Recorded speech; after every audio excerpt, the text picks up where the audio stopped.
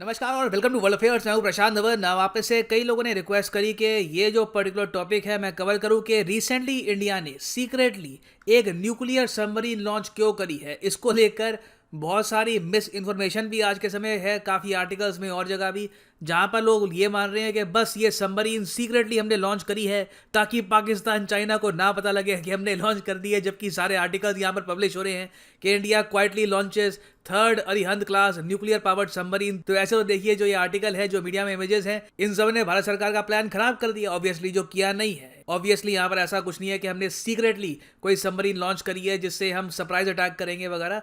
यहाँ पे आपको समझना होगा कंटेक्स्ट क्या है सबका, और क्यों जो ये वर्ड है सीक्रेटली लॉन्च्ड ये यहाँ पर यूज किया जा रहा है। तो सब कुछ यहाँ पे मैं आपके लिए करूंगा क्रिस्टल क्लियर। मगर आगे बढ़ने से पहले यहाँ पे मैं आपसे पूछूंगा एक क्वेश्चन यहाँ पर आपके लिए ये है कि भारतीय नौसेना के कितने ऑपरेशनल कमांड है? ऑपरेशनल कमांड 5, 3, 2 या फिर 8?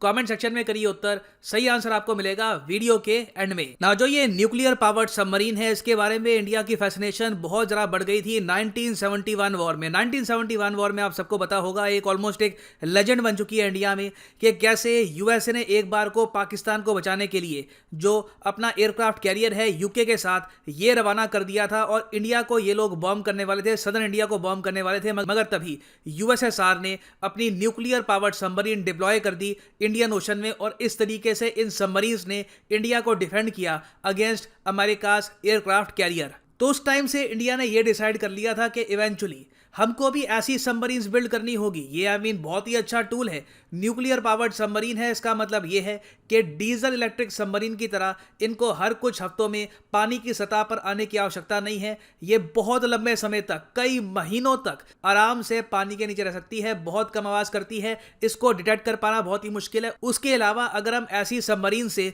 बैलिस्टिक मिसाइल लॉन्च कर पाए तो फिर तो देखिए क्या लीथल कॉम्बिनेशन बनता है। तो इसलिए इंडिया ने 1990s में काम करना स्टार्ट कर दिया था अरिहंत क्लास सबमरीन के प्रोजेक्ट पर। ये मेड इन इंडिया सबमरीन बनने वाली थी, और अरिहंत क्लास सबमरीन प्रोजेक्ट में हम टोटल 4 सबमरीन बनाने वाले थे। इस पूरे प्रोजेक्ट में हमने 90,000 करोड़ रुपए खर्च दिए। और इसका मतलब ये नहीं है कि हर सबमरीन की कॉस्ट आप डिवाइड कर दोगे यहाँ पर 4 से, मतलब कि टेक्नोलॉजी को डेवलप करने में, न्यूक्लियर पावर रिएक्टर कैसे हम इंस्टॉल करेंगे सबमरीन में, ये सब समझने में इवेंचुअली हमारे 90,000 करोड़ रुपए खर्च हो गए। तो ये जो श्रेणी है सबमरीन्स की ये तैयार हो गई, और इसकी पहली सबमरीन हमने कमीशन कर दी थी, मतलब कि इंडियन नेवी में इंडक्ट कर दी थी 2016 में। INS Arihant India's first made in India nuclear powered submarine. और आज के समय आईएनएस अरिहंत को हमने डिप्लॉय कर रखा है। कहाँ डिप्लॉय कर रखा है कोई नहीं जानता। कल को मान लीजिए चाइना के अगेंस्ट कोई बड़ी वॉर हो जाती है तो आईएनएस अरिहंत को चुपचाप यहां से एक बैलिस्टिक मिसाइल लॉन्च करना है, न्यूक्लियर हेड वाला, और चाइना को कहीं भी हम टारगेट कर पाएंगे। चाइना को पता भी नहीं लगेगा कि ये मिसाइल कहां से आया है। तो जो अरिहंत क्लास सबमरीन है, इसका यूज यहां पर आप समझ गए। अब बात करते हैं इस क्लास के अंदर कौन कौन सी सबमरीन बन चुकी है। आईएनएस अरिहंत जो पहली सबमरीन थी, जिसको हम S2 भी कहते हैं, S2 आईएनएस अरिहंत का ही नाम है, ये तो हो गई जी कमीशन। इसके बाद आईएनएस अरिघाट जो है, इसके सी ट्रायल खत्म हो चुके हैं। अब इसको कमीशन करने का टाइम है, मगर बिकॉज ऑफ कोविड-19 जो इसका कमीशनिंग है थोड़ा सा डिले चल रहा है इस वक्त।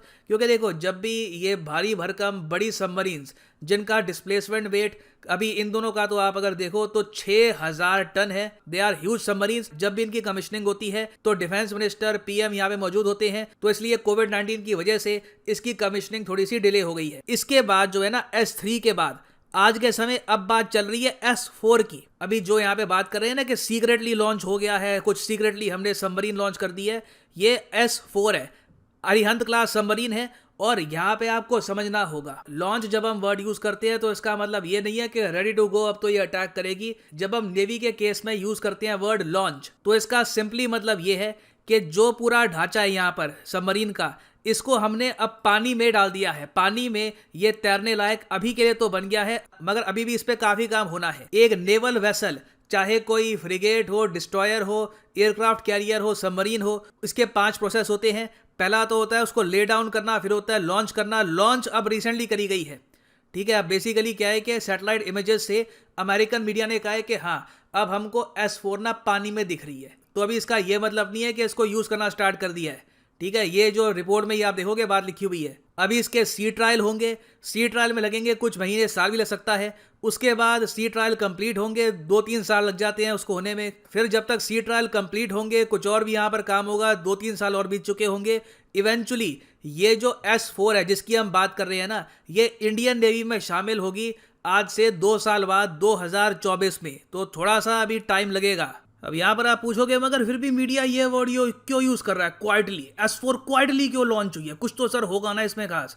यार हर बार ऐसे ही बोलते हैं, 2017 में भी ऐसे ही बोला था। जो इससे पहले अलीघाट जो भी कमिश्निंग के लिए रेडी है ना, उस टाइम भी देख लो, ये 2017 का आर्टिकल है, वो क्वाइटली लॉन्च। मीडिया ऐसे ही बोलता है, ठीक है, ये तरीका होता है। उस पर आप लोग मान लेते हो कि कोई खास रॉक एजेंट यहाँ पे बैठा होगा, मिशन पे गया है, सीक्रेटली कुछ हुआ है।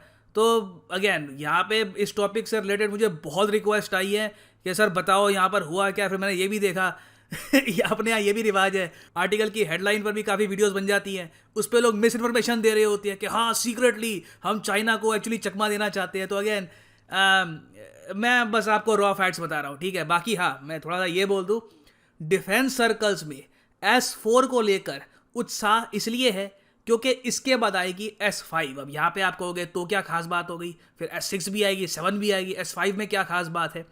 S5 सबमरीन बहुत ही ज़रा खास इसलिए होगी क्योंकि S5 सबमरीन का माना जा रहा है कि टोटल डिस्प्लेसमेंट वेट होने वाला है 13,000 टन का। बेसिकली हम एक नई श्रेणी की सबमरीन की तरफ धीरे धीरे कदम उठा रहे हैं।